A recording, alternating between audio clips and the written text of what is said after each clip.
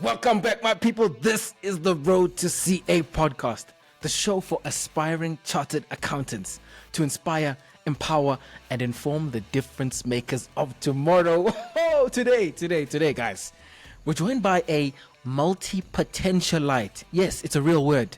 I promise you, like you can go Google it, and it means that this person in front of us has a wide range of interests and passions, which we will definitely be getting into today. She, like many other guests on the show as well, has, and I quote, had not the typical CA story, which is, that's the interesting story. Hailing from Gqeberha and currently braving the streets of the mother city. She's doing her third year in articles, holding a MCOM in financial reporting and governance. Well, I'd like to chat about that as well. And she's a senior accountant at KPMG Cape Town. She's also passed both her boards and so should be signing off as a CASA soon. Most importantly, she likes promenade runs in her spare time and is hoping to run a half marathon. I can't wait to see that. Above all, she just is an ordinary girl trying to do extraordinary things, trying to inspire others to tap into that part of themselves too. We're joined by the girl with the big heart. We're joined by Jayde Van Staden. Jayde, how are you? Oh, I'm so excited to be here. Thank you so much for that incredible introduction. It is an honor to be a guest on this podcast, and I'm looking really forward to inspiring and informing the difference makers of the future. And I love, you know what?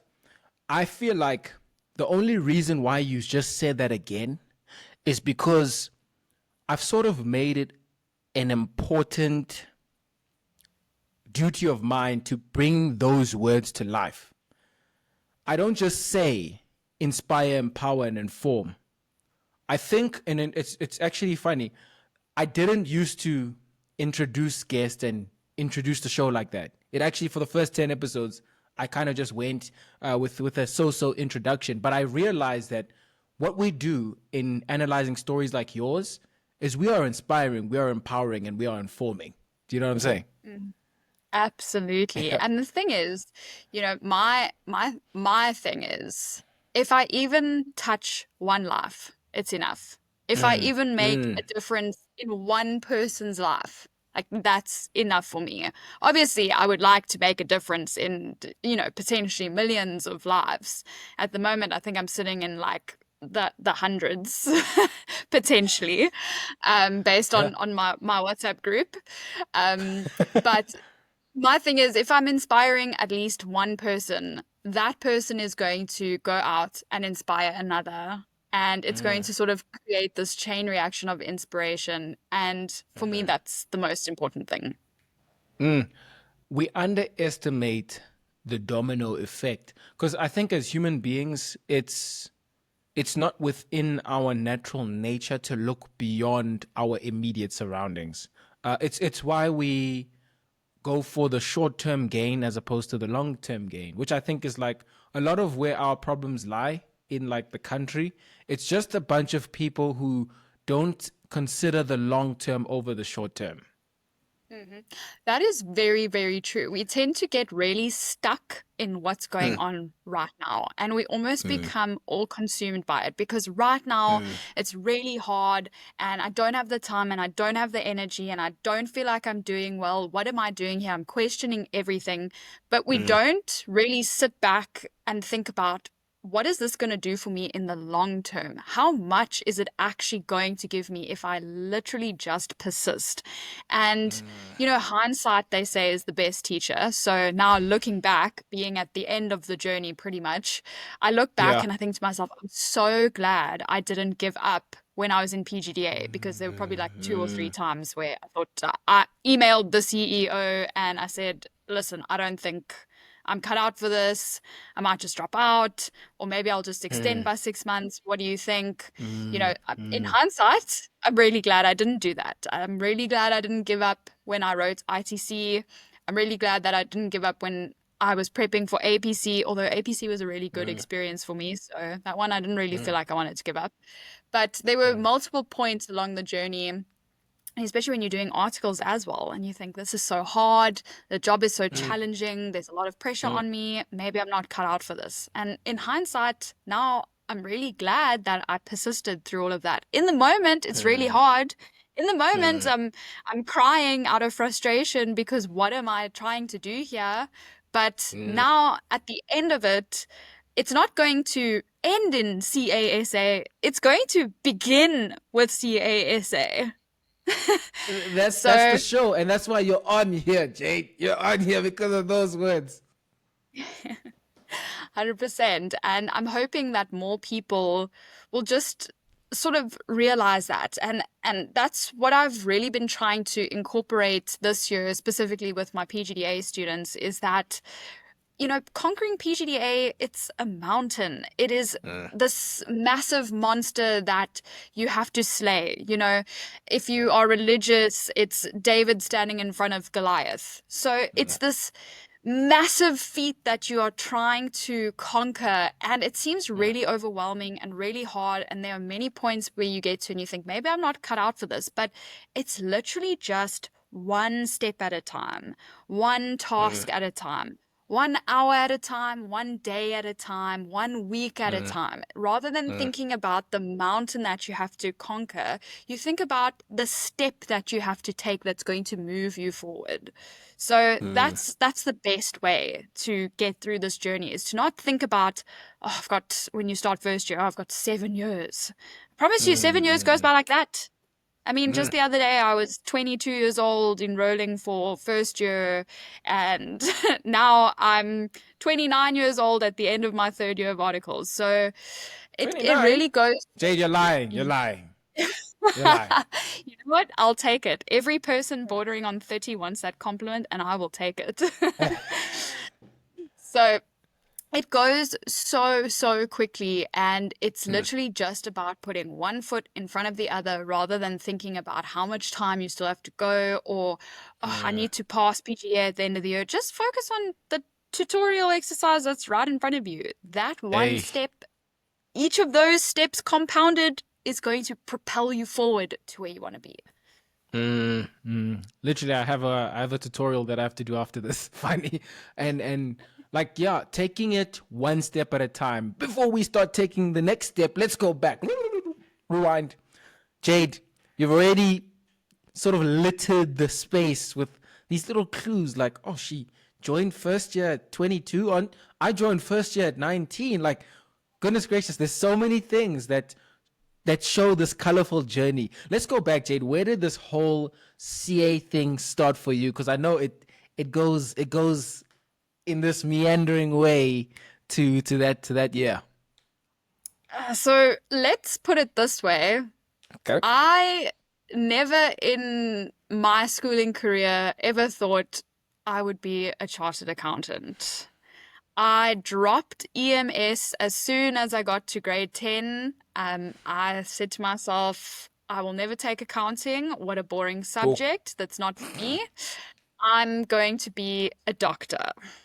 I took physical science and life science, and then I had to make up for another subject, so I took economics. And I thought, I'm going to be a doctor. So I applied at the university on the mountain here in Cape Town, and to my dismay, I did not get accepted. And I did not have a backup plan because I was deputy head girl and involved in all of the societies and top 5 academically for like 3 years running. You know, I thought it was a sure thing, but nothing in life is guaranteed, and you are also not entitled to anything, no matter how fantastic you might be. That's unfortunately the unfairness of life. But it's also life's way of showing you that maybe that's not your path. So that's the mindset I've taken on in recent years. You know, we all end up where we're supposed to be. So anyway, I tried mechatronics because I really wanted to get into the medical field. And a friend of mine said, you know, you can try go like biomedical engineering route. And if you don't like it, you can probably change when you're in the university because it's much easier once you're in, then you can change. So I thought, okay, obviously NMU, because I'm from Gqeberha, NMU doesn't have a medical, or they didn't have a medical program back then, all the way in 2014. And I tried mechatronics for a year and a half. My brain is not wired that way. Sure. Uh-uh.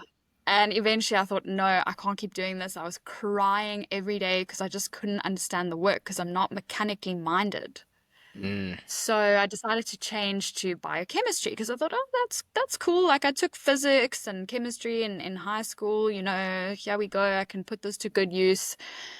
And then I got 6 months in and I thought to myself, yo, do I really see myself being in a lab all day? I think I'm quite a social creature. I like interacting with people. I don't like the idea of being in cold because labs obviously have to be temperature regulated for the specimens and whatever. I don't really know if this is for me. What am I doing? I'm wasting time. At this stage, we're now in 2016. And my grandparents, they had always paid for my studies, but in 2015, they both got really sick. They both got dementia, and their estate got taken over by a curator. And the curator basically said to me, you either stick with this degree or you find your own way to pay for it because we are not going to fund an alternative route. So I made the hard decision and I thought I don't want to be unhappy for the rest of my life. So I dropped out of university. And I went and worked at a call center teaching English online for a few months. And then I thought to myself, why am I doing this online when I could just go to a different country and do this and have a much more fulfilling experience? So off I went to Thailand to go and find myself. And when I came back, surprise, surprise, I still didn't know what I wanted to do with my life. So here we're sitting end of 2017, and in my head, I'm like, Jayde, you have to do something. Just study something to get a degree behind your name. You've saved up some money from your teaching. You can fund your first year of university. You can secure a bursary after that, or even a partial bursary. Just do something, please. You are 22. And then I started dating this guy, and this is, I always believe people come into your life for a reason, a season, or a lifetime, and he definitely crossed my path for a reason. And he said to me, Jayde, why don't you consider accounting? And I looked at him and I was like, accounting? I didn't even do accounting in school. Why would I go and study it? And he said, well, you want to do a degree that's going to open doors, and this is a really good degree for that purpose. And you don't have to have done accounting to get into BCom accounting at university level. You just need a decent maths mark. Okay, cool. Well, I'll give it a bash for a year. Let me see if I like it. And I've got a history of changing degrees, so I'm not feeling very confident in myself. So I stuck it out for a year. I liked it. I was really good at it. And here we are, 7 years later. Sure. So yeah, a bit of a winding road. You know what I love about it? I think, which is something I guess I'm a believer of, but it's a very contextual thing. I think you have to have a lot within you that's pushing you, but you never really bent to conformities. You didn't do it because someone else wanted. I mean, you literally had the choice of going the biochem route or going your own way, and you literally chose the scary one of finding that job, making a plan, and doing it on your terms, I do like to look at it that way because at the end of the day, it's my life and I have to be happy with the choices that I've made. I can't do something, and I think this is something that a lot of people struggle with. They get pressure from their family to go and pursue a really difficult degree like accounting or law or medicine because at the end of the day, there's an expectation from their family that they have to get this really high performing, high earning job. So I was lucky that I didn't have that. So I can imagine in that situation, it's even harder to follow your own path when you've got that sort of pressure on you from a familial perspective. But for me, I just thought at the end of the day, it's not going to be the curator or my mom or my grandparents that are waking up every day to go to a job that they hate. Like that's my decision, and I'm going to make the decision to do something that actually ignites a passion within me that I'm hungry for, that challenges me, that doesn't feel like a job. Because you know what they say, if you love what you do, you'll never work a day in your life. And obviously, not every day is going to be great. That would just be unrealistic. There are days where you think to yourself, oh, this is really hard and I don't really have the energy. And that's just part and parcel of any experience in life. But at the end of the day, you have to be happy with the decision that you make, because you are the person who has to show up every day for yourself. It gets into this idea. I think it was Mark Manson. He's an author. He wrote The Subtle Art of Not Giving an F, but I don't speak on the podcast. He said, pick your torture. That's what you have to do. Because I think, as you mentioned, like, everything has its downsides, and I wouldn't even call them downsides. I would just say everything has its friction. Because if everything was easy in life, then anything would be possible and the world would be full of nothing. Because I think there's a default disposition of no that exists in the world, in the universe. So, I mean, if you go and you try sell something to someone, do you know what's likely to be the answer? No. If you go and, for an example, like, let's say a guy is trying to get a girlfriend and he's approaching women, what is the default disposition of the woman? Like, you know, rest in B-face when they're walking like this, like they've got some problem. That's because they have to say no, otherwise everything and anything goes, and that's chaos.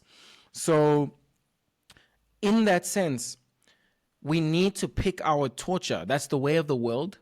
And if accounting, the thing about accounting is, I think when you look beyond, when you think of it not ending but beginning in CASA, I think you start to understand that although it sounds tough, even this 3 to 4 years, maybe even the 7, but I think articles at the very least, I think, should be a time where you find the right cultural fit, which is, it's within your power.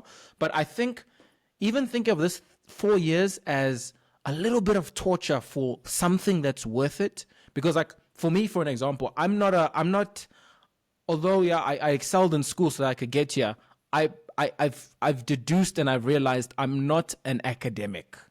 I'm not like, I could maybe be successful in it, but I don't think that's where my heart lies. It doesn't lie in academia, in, studying. Like, for me, studying is really tough. It's really, really tough. But I know that this is the torture that I've picked because it's worth the outcomes that I see. So it's like you've always got that dichotomy between, the reward and the torture. You have to, in fact, it's not a dichotomy. It's actually a duality. They both exist, and they're two sides of the same coin. I wanted to actually ask, where does your confidence come from? Because to choose your own way requires a self-belief. It requires a confidence. Where does it come from for you? That's a really good question. I would say I'm the type of person, I wear my heart on my sleeve. I'm incredibly straightforward. I'm an open book. And because I wear my heart on my sleeve, I tend to follow my heart. So, that also makes me a hopeless romantic, unfortunately. But I believe in following my heart because it will tell me what feels right and what doesn't. And that seems to have worked out quite well for me because, naturally, anything that you do in life, there's going to be some sort of doubt. You're never going to be absolutely 100% confident in something. But if the overarching feeling that's sitting in your heart or that's sitting in your gut just doesn't feel right, then maybe it's something that's not for you. And I've always sort of used that to navigate me. And I think another thing that's made me really confident is, I didn't really like have an easy life.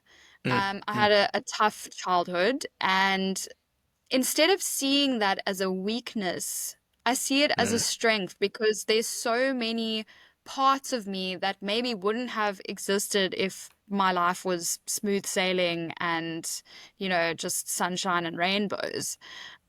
So I think that's another thing is the mindset perspective and just mm, believing that, for me, I'm spiritual. I'm not really religious. I'm more spiritual. So I refer to like the universe.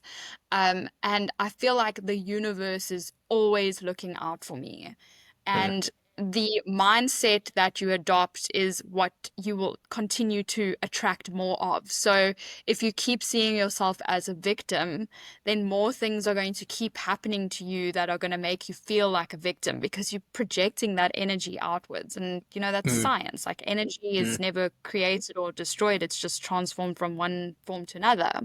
mm, So, what I do is I choose to see even the most heartbreaking, devastating things in my life that happened to me. I don't choose to see it as a why me, but rather uh, something that's going to be instrumental in making me who I am and getting me to the destination that I'm meant to be at. So I think that mm, mindset of, good things are always happening to me.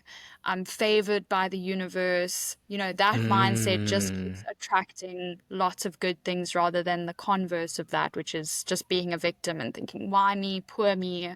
Because then you just Uh, keep attracting those bad things. the law of attraction comes to mind. And I Yes. also do believe it in a lot of ways. I do believe it in a lot of ways. And it's not all woo woo. I actually even want to chat a bit about this. But the thought that came to mind when you said that was this quote from Tony Robbins. He says, nothing happens to you, everything happens for you. And that's the outlook that you've adopted. It's because although something in the micro may be negative, in the medium to macro, you'll find that, hindsight is 2020. Hmm. It And actually that's worked out exactly. for you.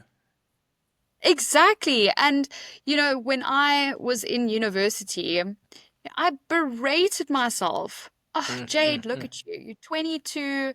Everybody else is turning 19. Like, you probably the oldest person in the class, like, just looking around, you know.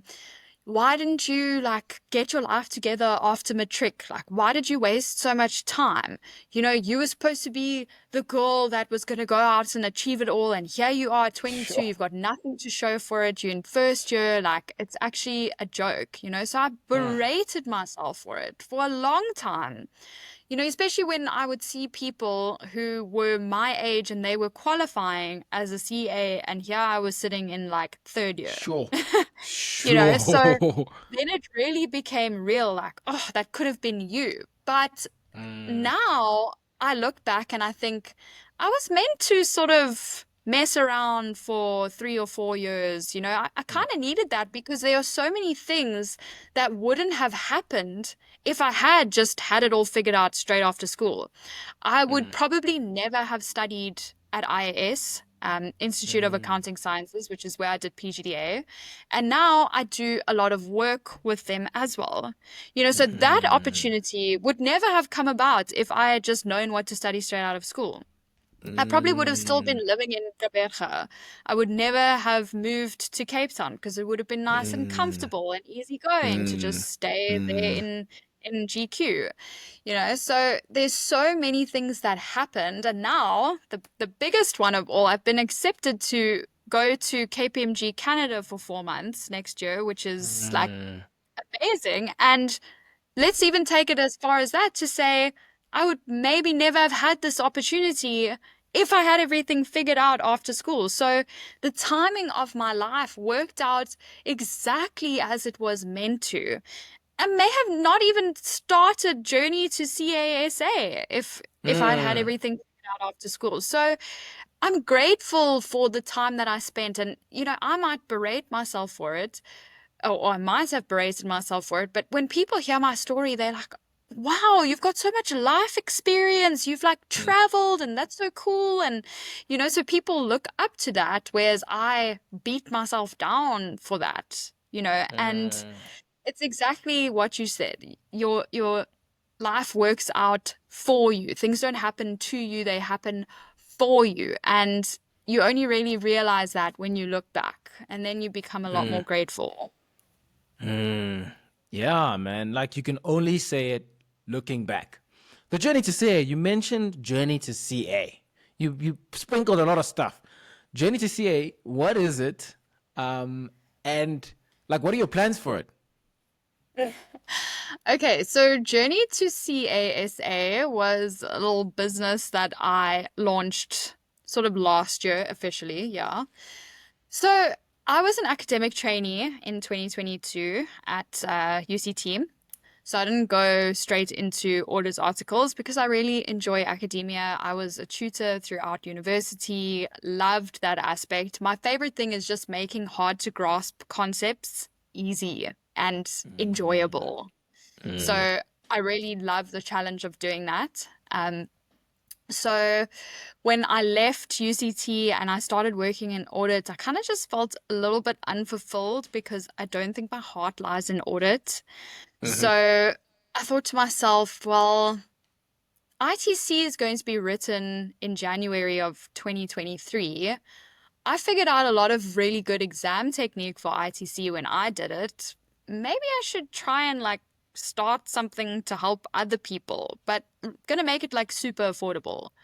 So that's what I did. So I started with the ITC Jan 2023, and then I was like, well, let's not stop here. Let's go to PGDA students as well, because you can sort of build them up with all the things you wished you had done differently in PGDA with flagging and summaries and tutorials and lecture attendance and all these things that people don't really consider important, but are really actually crucial in PGDA. And I mm, thought, well, I could also make a difference there. So then I got some PGDA students. So I was doing ITC and PGDA last year. And then this year I've been working with IAS on their APC program. So they've kind of like insourced me to mm, help out on their APC program. So yeah, we went from having, I think I had 10 people with my ITC, my very first sort of sessions last year, January, and now I'm sitting at like 80 people. sure, So yeah. sure. And Yeah. it's difficult because it's not like so you get the turnover from PGDA to ITC, right? But then you've got to draw in a whole new year of PGDA with brand new people in the next year. So it's tough. Mm, But I'm mm. very proud of that growth, quite honestly. It's phenomenal. It's phenomenal. And what is the program? Is it like is it a community as well? Obviously, so do you provide lectures based or like tutor sessions, group tutorials? What is the whole thing? Is there like a WhatsApp group for it? Oh, yes. So I give like group tutorials because I have to be realistic with the fact that I do work full time. So I would have loved Mm, to take on like private consultations and things like that as well, but it just hasn't been possible. So the mm, best way to help a lot of people is to do these group sessions, and they are all recorded. So, it doesn't really matter if people have a conflicting schedule, they can always catch it up. Although I do encourage attending it live. That's one of the secrets to success in PGDA. mm. So we do group classes, and we have this wonderful little WhatsApp community called PGD-Slay. I try to capitalize on the Gen Z terminology. And it's just an incredible community where we speak about all things, the good, the bad, the ugly. People ask for help with certain topics, and then other students will often come in and help out. We have people sharing notes with each other. And these are people from all over South Africa. So it's not just one university. There's UKZN in there. There's Rhodes, there's NMU, there's Mill Park, there's IAS, there's UCT. I think we had Stelly's students as well. So it's literally, NWU as well. So like even there in the Northwest, we've got like literally people from every single province in this community just sharing knowledge and sharing support and upliftment. People get very deep in there. A lot of people, they maybe don't have the support structure. And that's really such a key piece of surviving PGDA, is knowing you have people to turn to. So this community provides that safe space where, we had somebody share that their mother had passed away. They just buried her on the Sunday and they needed to write test 4 the next week, and there was this outpouring of love and support from so many people in the group for this person, and it was just so beautiful to witness, saying like, take time, you need to be able to grieve, go speak to this counselor, go speak to this person at your university, and they provided all of this support and just so much love. So the community that we have on WhatsApp, that's one of my favorite things about it. And then, of course, the group classes. Okay. How do you join it? Do we message So, Jayde? Do we message Jayde on LinkedIn? Her LinkedIn will be linked in the show notes. so that is typically how I reach people, is via LinkedIn. A lot of it has been word of mouth as well. So LinkedIn is typically where the initial sign up point is. I need to look into creating a website and everything again. I had one last year, but I just didn't. It was just so complicated to navigate. So I need to actually get someone who specializes in that to help me design a website that's user friendly, because I feel like very technologically challenged. So LinkedIn is definitely the starting point. Usually at the beginning of the year, I will share a post with a little sign up link that's linked to a Google form, and then it just collects people's names and email addresses and consent to obviously contact them about the program. And then I run another sort of post like that later on in the year when we get to the second semester. So yeah, that's the initial touch point. But I have a lot of people messaging me on LinkedIn, so people are free to DM me. I really don't mind responding to DMs. Linked in the show notes. Chat with Jayde about the journey to CA. Now let's go quickly back to this idea of the law of attraction. I'm reading I'm actually reading the biography, or it's not really a biography. It's more of an analysis of his works. But there's this guy named Joseph Campbell. He is credited for basically creating or popularizing this idea of the hero's journey. So that's basically the archetypal story or progression of a hero. If you look at like Star Wars, it's how Luke Skywalker went from young, lowly peasant to the rebel who eventually, in fact, he didn't do it as a rebel, he did it as a Jedi, but the one who would eventually free the rebellion and take over the empire, right? So it's that whole journey of being a hero. And the interesting thing about it is, drawing to this idea of the law of attraction, a lot of the hero's journey is, it's actually not an outward journey. It looks like it's outward. He goes out to slay the dragon, but it's mainly an inward journey where he's actually not going out slaying a dragon, but he's going in and finding religion. And I feel like that's a lot of the struggle. It's really inside. It's this belief that it's a really ingrained thing that, I can't get a 60 or I can't get a 70%, or, it's for that type of student. I'm not that person. I can't pass CTA. Accounting's not for me. All these thoughts, they come from a really deep thing that's rooted in that idea of the law of attraction. I wanted to know, like, what are your thoughts around it? And like, what have been some of those things that you see have been from within that have resulted on the outside for you?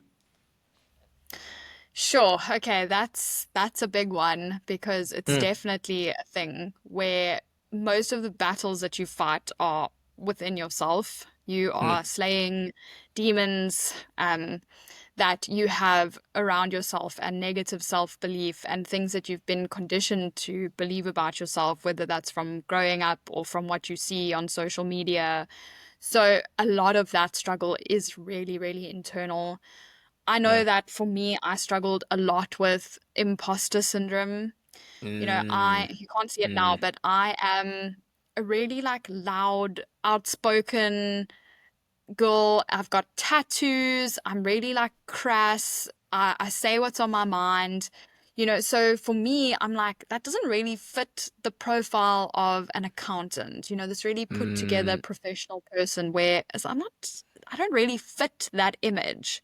I've always mm, been smart, but again, like a lot of people, when they first look at me, and this is something, so a comment I got consistently while I was growing up is, "Oh, I didn't know you were smart. You don't look smart."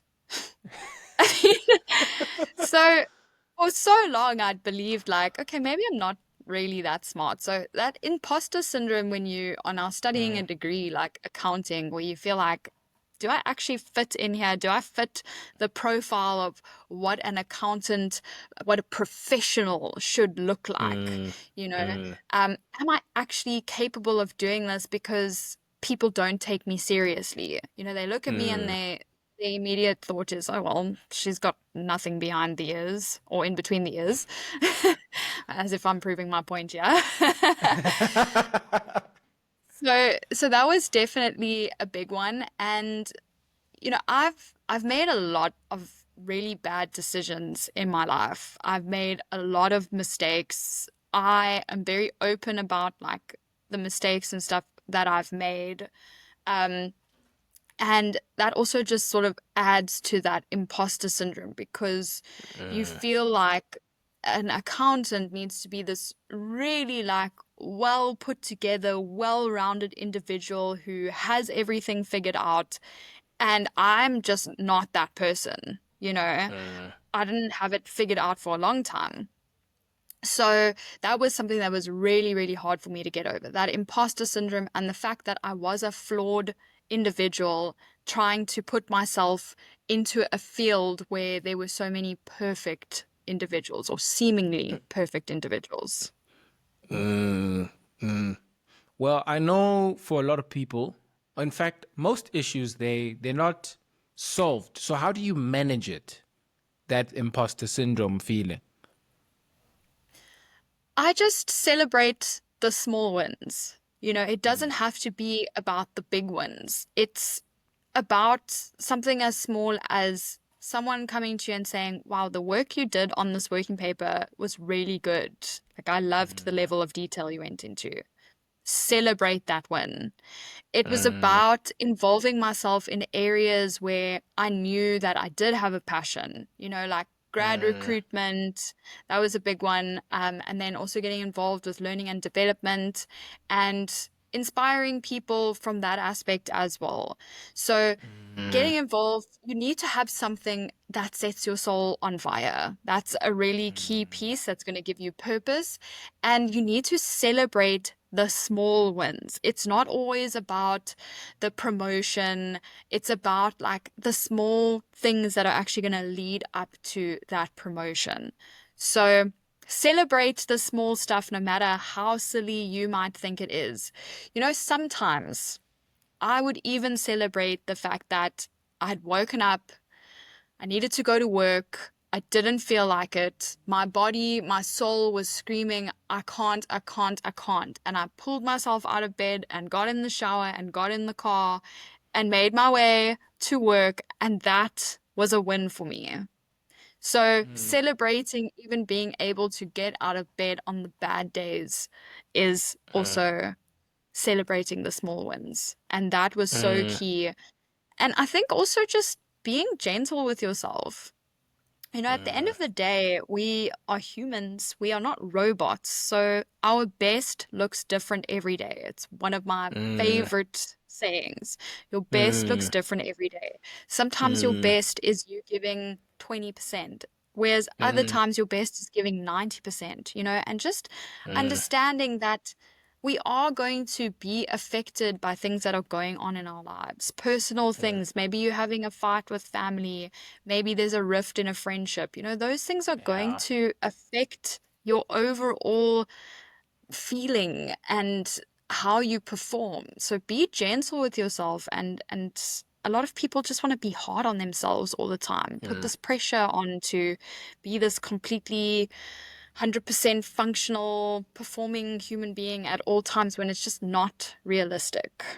Yeah, the compassion piece is huge because I think a lot of our problems, and even going back to the law of attraction, a lot of our problems we create because I even think about this idea. So there's this thing called mimetic theory. It was actually coined by René Girard. I think he's a French mathematician or philosopher. I should be quoting properly, but go check out René mimetic theory. And basically, it's this idea that, and this is a scientific concept, so there's a lot of research behind it. It's also Peter Thiel. He's a big venture capital dude. He invested in PayPal. I think it was he part of the PayPal mafia? I think he might have been part of those guys.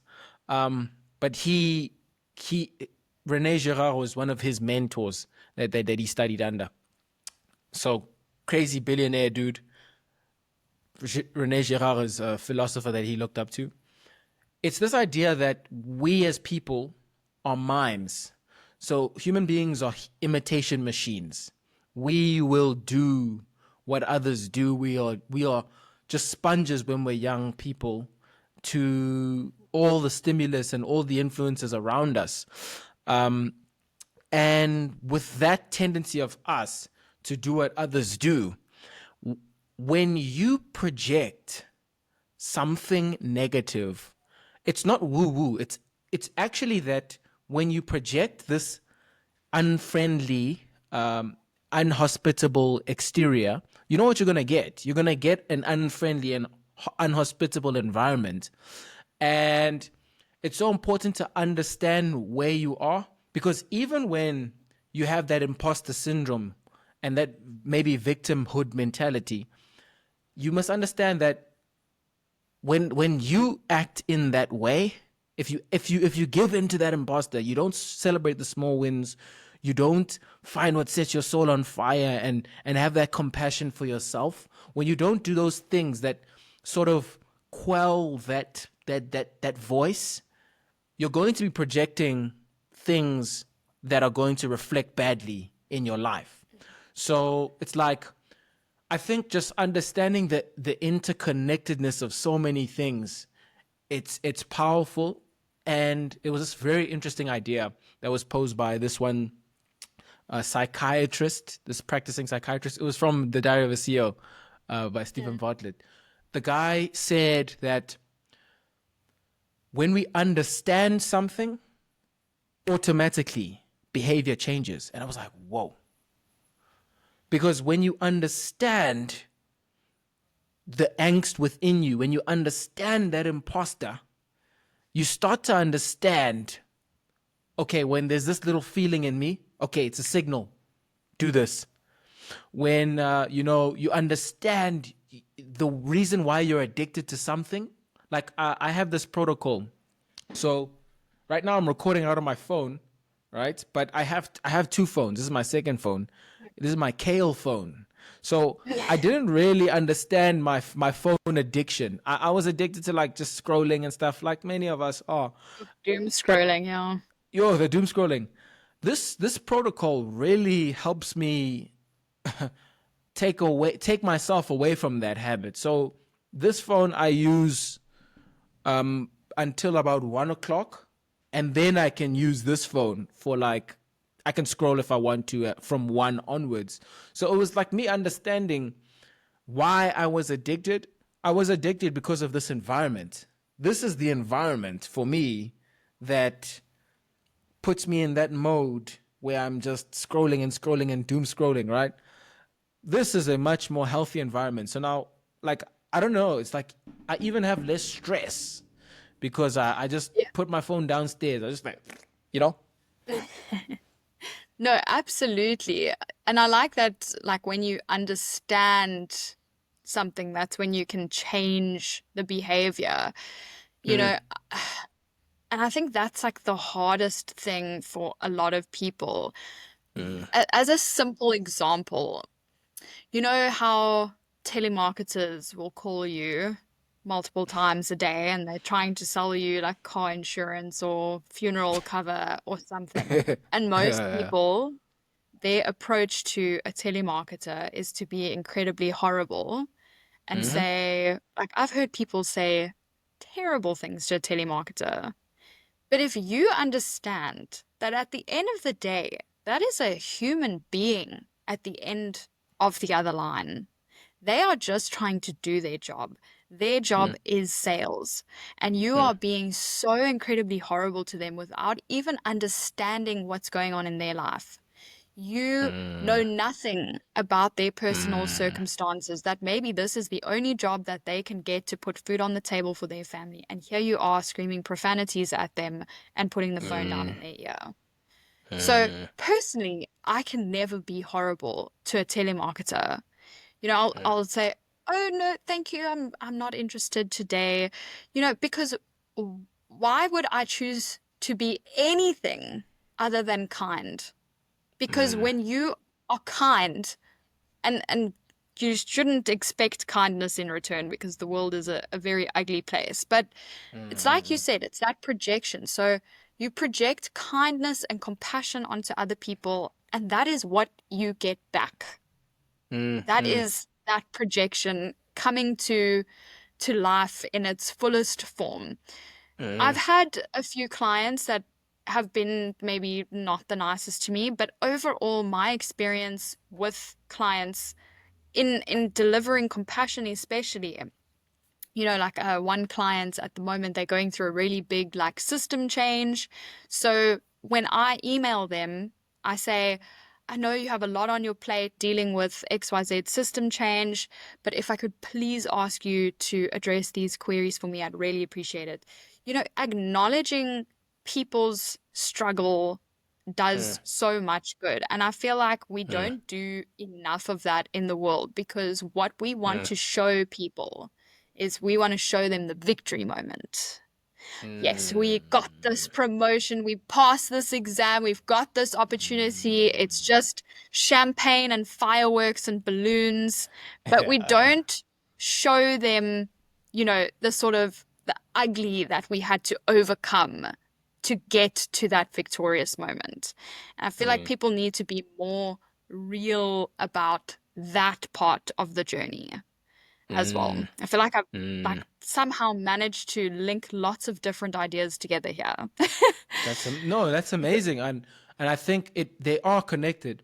So the thought that came to my mind is that in all those interactions, understanding and appreciation preceded the compassion. I think it's really just a matter of wrapping your head around it. Like wrap your head around the problems that people face, and you will come with a more compassionate view. Wrap wrap your head around your problems. When you can wrap your head around why you feel so much stress around IAS bloody 16, not 16, maybe 36. IAS 36 21. impairment. Oh, 21, maybe 21. If you can wrap your head around the angst, I mean, wrap your head around even the feeling, wrap your head around discomfort, you'll begin to give yourself a little bit more grace, because I think giving yourself grace is like just alleviating pressure so that you can take on this battle. Because like when you think about all the stress that we already experience, imagine now adding stress by your own beliefs of lack of beliefs of yourself, you know? No, absolutely. And that's one thing that I've also challenged myself to do in Journey to CASA. So I actually like had this conversation with the IAS CEO the other day, and I just said to him, like, I don't understand why I put myself in a position to try and explain a topic that I didn't even understand in PGDA. And it's exactly that sort of relatability that people appreciate, because what I do is I don't try to go to a solution and explain to you how they got to the solution. I put myself in that position where I'm sitting in front of this question and I have no idea where to start. And then that's when I go back to the topic. Sometimes I'll even rewatch lecture videos, or I'll sit there highlighting a standard or go through notes or something like that. I immerse myself in that position as a PGDA student, because that relatability, understanding that angst that they are feeling, that is what people need. There's a lot of choosers out there, but the relatability aspect is what's missing, I think. So I put myself in that position. Like the last weekend we did mergers and acquisitions for Manfin and transfer pricing, which are two Sure. really tough topics, really, really tough. And I didn't understand them at all when I was in PGDA. So it takes like hours for me to prepare for these sessions. So I sat myself down, I looked at this question, and I was like, okay, where am I going to start? Then go back to the notes, rewatch the lecture videos. Okay, logically, okay, this makes sense. Oh, okay, now I can figure out an approach here. So understanding that anxiety, and that's the first, you understand the anxiety, and that's your first step to solving the problem. Yeah, like, as I say, understanding and appreciation precedes now the solution. That's the new version. Understanding and appreciation precedes the solution. Yeah, that's a pretty good one. Okay, so you also got a little nomination the other day for a little something. The Psycho Trainee Trailblazer Awards for 2024. How do you feel? I am honestly overwhelmed with love.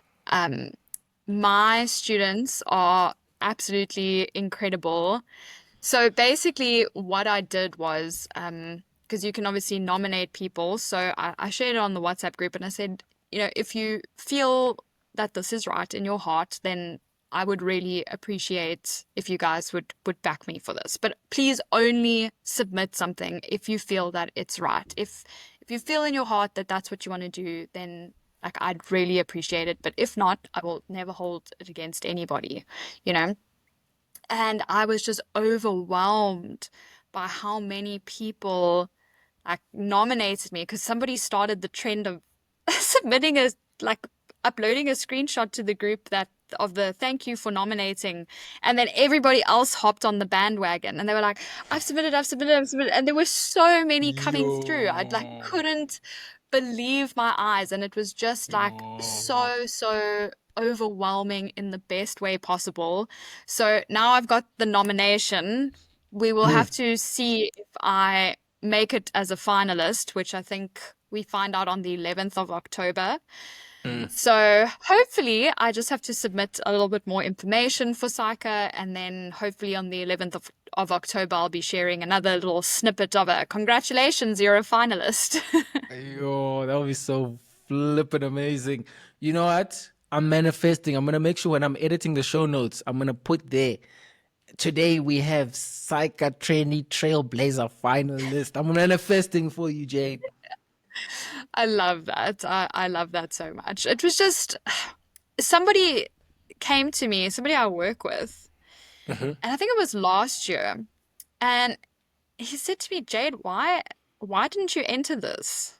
So I'm like, well, I don't know. I don't really want to like nominate myself. That seems like blowing your own horn. I would want the people whose lives I impact. If they feel I've made an impact, then I want it to come from them, because I can have one belief about myself, and I do believe in the work that I do, and I'm incredibly proud of the lives that I've touched. But it means a lot more if it comes from the recipient of what I do.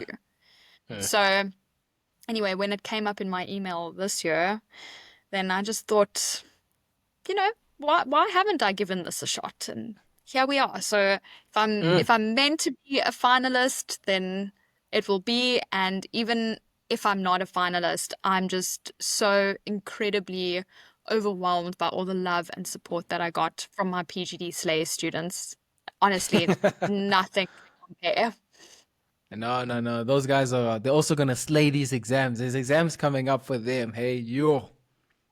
Exactly. And it's been so great to see also the support. So UKZN started their exams this week, and somebody mentioned it on Sunday night, and there was this outpouring of support. Good luck, you've got this, you're competent and capable. And I'm just reading this flood of messages, and it was just absolutely heartwarming to see that. So they've got each other. And somebody actually asked me, the one girl who was writing at UKZN, she said, Jayde, do you have any last minute tips for Manfin? And I said, at this stage, you've already started the exams. You need to believe that you have put in the blood, sweat, and tears necessary to carry you over that finish line. Because I promise you, from what I've seen throughout the year, through the notes that you've shared with people on the group, I mean, these are incredible notes. Wow, they're like better than my summaries as well. And I thought I did good summaries. So you've put in the work. You've so clearly committed to this process. You need to believe yourself. You need to back yourself that you are worthy of passing PGDA and continuing this journey to get to CASA, because here you are making the sacrifices. And that's the one thing that's severely lacking. People don't believe in themselves. And you just have to back yourself. There is no other way. You have to back yourself. In the paper, who else is gonna back you? You're not even allowed to talk. You can't talk. You can't tap. Hey, dude, do you believe it? No.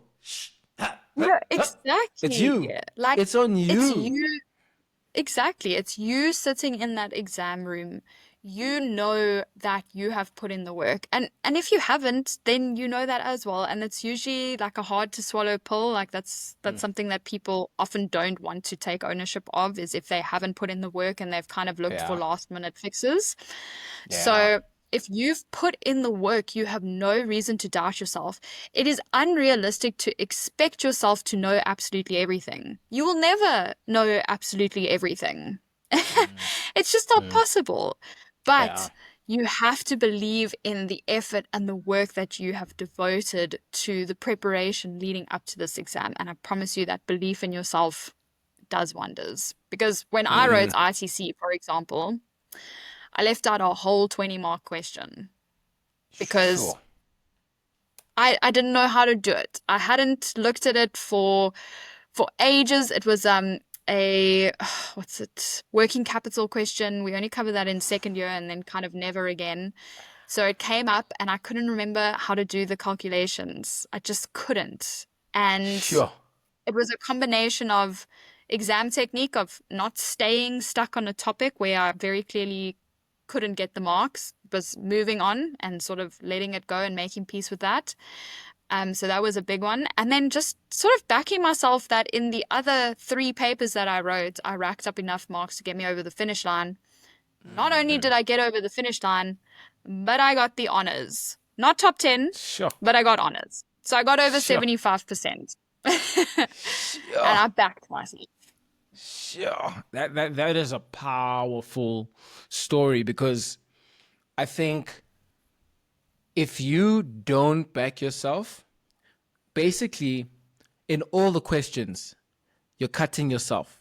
So if, let's say you have a 100-mark paper and you are capable with the work you've done to get a 70, you've studied 70% of the work, you know 70% of the work. If that work comes out, you're going to get it. If you don't back yourself, what you've effectively done is you've cut that 70 down to 60 or down to 50 or down to 35. The level of belief, it's the cap of your potential. It's the cap of your capabilities. I couldn't have said it better myself, because you are essentially doing yourself a disservice before you've even put pen to paper, because you believe, I don't know the content, I don't know how to navigate my standard, I don't know how to do this, I don't know how to do that. And you've already set yourself up for failure because you don't believe that you can do it. And there's there's another quote, and I'm not sure who the author is, but it says, she believed she could, so she did. And it's literally as simple as that. It's as simple as that, but it's hard. It's Jayde, hard. if you could go back to first year, second year, maybe even high school Jayde, what would you tell her? Sure. I think I would give her a lot of validation. I would say to her, Jayde, you deserve absolutely all of the beautiful things that life is going to give you. Ugh, I'm going to get emotional here. You are so deserving of love and success because you are a kind person, you are a compassionate person, and you have overcome so much in your life to get you to the point where you are now. So you are so deserving. Don't ever for a second think that you don't deserve the wonderful things that come to you. And keep doing things that set your soul on fire. Don't ever sacrifice your passion for anything, because that is what's going to give you purpose. It's what's going to propel you forward. It's what's going to inspire other people. And baby girl, have you inspired? So I think, yeah, that would be it. You're worthy. You're worthy. You are worth absolutely, because You're for a worthy. very long time, I grew up believing that I wasn't, and that I was a bad person, and that I didn't really deserve anything good in life. And for the longest time, I held that belief, and it's only been in the last year or so where I've actually realized I deserve it. Everything beautiful that happens to me, I deserve it because I am worthy. You can. You are. You will. You may. You could. You would. You should. It's all possible. It really is all possible. And don't forget that you can also find that which sets your soul on fire. You have that right. I think there's a right to the choice that is your soul. Choose your soul. Choose yourself. And it's also okay to make mistakes. Just because people don't speak openly about the mistakes they've made doesn't mean that they've had it all together.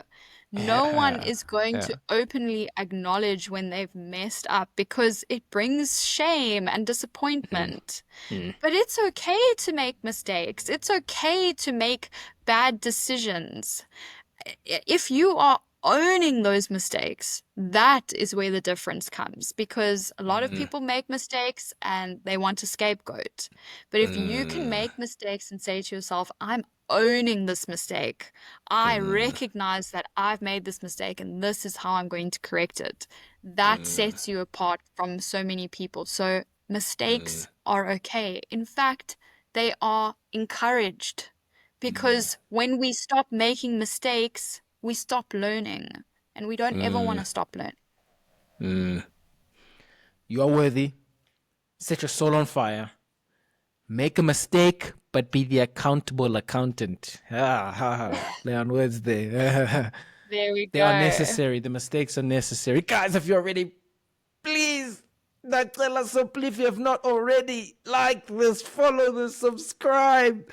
Check out Jayde's DM Jayde in LinkedIn. It's in the show notes. Guys, this was absolutely fantastic. Jayde, you're a beautiful soul that is going to light the profession with the fire that's already been ignited. I can't wait to see what type of CA you're going to be. Until the next chat.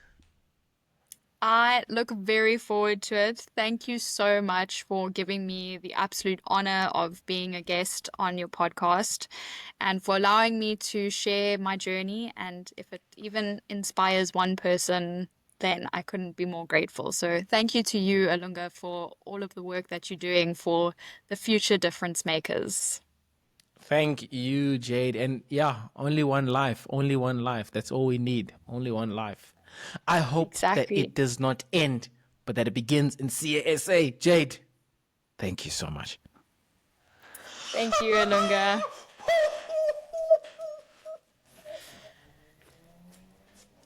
Yo, yo, yo, yo, yo, yo, yo, yo, yo, yo.